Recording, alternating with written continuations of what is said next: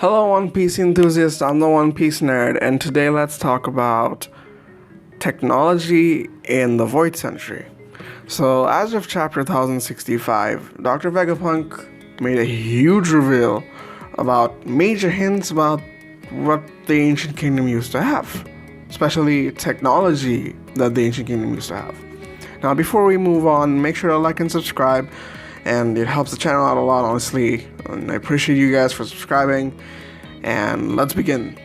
So, the One Piece world, as we know it, or from the eyes of the Straw Hats, the islands we've been so far, they're not so technologically advanced as we think they are. I mean, they're not as advanced as we are as society right now. And it feels kind of odd, don't you think? The world government has been in control for the past 800 years, and it seems as though they've never really advanced much in 800 years. Yes, granted, we've taken a long time to do sort of undercover technology, and now we're sort of booming at it. But 800 years is a bit too much, honestly. I feel as though if you guys, if world government did have a scientist like a scientist like Dr. Vegapunk definitely isn't so hard to find in 800 years. You'd at least have 3 or 4 of them that'd be able to come up with advancements in tech the way Dr. Vegapunk did it in the past. What I'm trying to say is that they had ample time to create technology that is equal to us in sort of complexity and technicality and all the use. But it seems as though they're always behind. They're never actually improving. And the only futuristic island that we've got to see so far is Egghead Island. And when a scientist like Dr. Vegapunk says that this is a past version of what it used to be 800 years ago, it blows your mind. And if he knows anything about the Void Century, that definitely goes to show why the world government wants to assassinate him. I don't want to get into why they want to do it. It's pretty obvious. Anyone who tries to figure out the Void Century or has any hints to that whatsoever would be banned or banished from the world of One Piece. That is the world government's quota, and that's exactly what happened to Ohara. Now, not the point. Point is, tech in Void Century. Now, this has been a popular theory. Not popular theory. Some people did talk about it. Tekken 101 did. I think Joy Boy did as well. I'm not so sure, but I remember a couple of people talking about tech in, the Ancient Kingdom having tech, and even as advanced as ours, or even beyond that. And it's finally coming true. The theory came true, and props to everyone who thought about it. I wasn't there around that time. I maybe could have come up with it, maybe not, or maybe I could have just copied someone. Honestly, I wouldn't have the brains to figure it out by myself. Point is, congratulations for anyone who did. And so, just so you guys don't understand the panel or don't understand what he said, if you guys aren't, sort of connoisseurs of One Piece. So 800 years ago is when the Void Century happened. It was a century before the 800. That means the 900 till the 800, that the war between the world government and the Ancient Kingdom happened. This is a theory.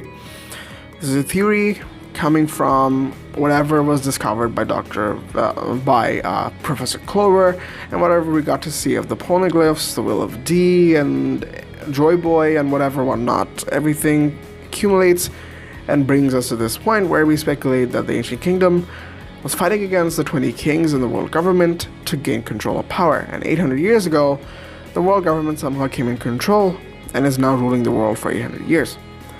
And for one thing, especially when it comes to tech advancements in the world of One Piece, I think it was Joy Boy Theories that mentioned in his video that tech, speaking of tech, if you want to sort of what you might say, improve communications and cover distances.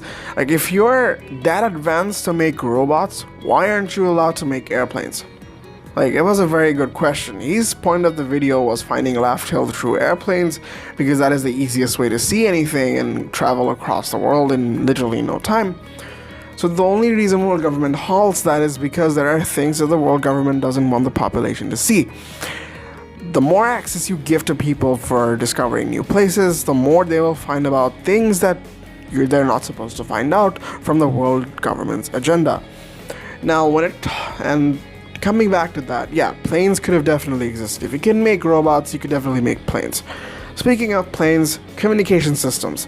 Like, honestly, 800 years, communication is what? Transponder snails. No phones, no telecom. Like, what the hell, man? And transponder snails aren't even that good. Like, the world government gets to intersect every single one of your calls and gets to hear whatever you're talking about. So you literally cannot have a private life. The only way to contact anyone for emergency and deliver private information is go to them by yourself, which in and of itself is a hassle in a world of One Piece, and like send a messenger or something, the way Shanks did to Whitebeard before Shanks made a move. So all in all, what I'm trying to say is, yeah, maybe 800 years ago, phones could have existed. Better communication than what we have right now existed, maybe. We definitely could have had airplanes. They could have had airplanes, fighter planes, jet planes, or whatever. They had maybe nuclear weapons, or perhaps they had more advanced battleships, more submarines. Like, honestly, Law is the only one with a submarine and no one else can figure it out. I'm like, what? Like, okay, other pirates do, like, remember Reverie, but a submarine should be a staple for Marines especially. I don't know why they don't make it.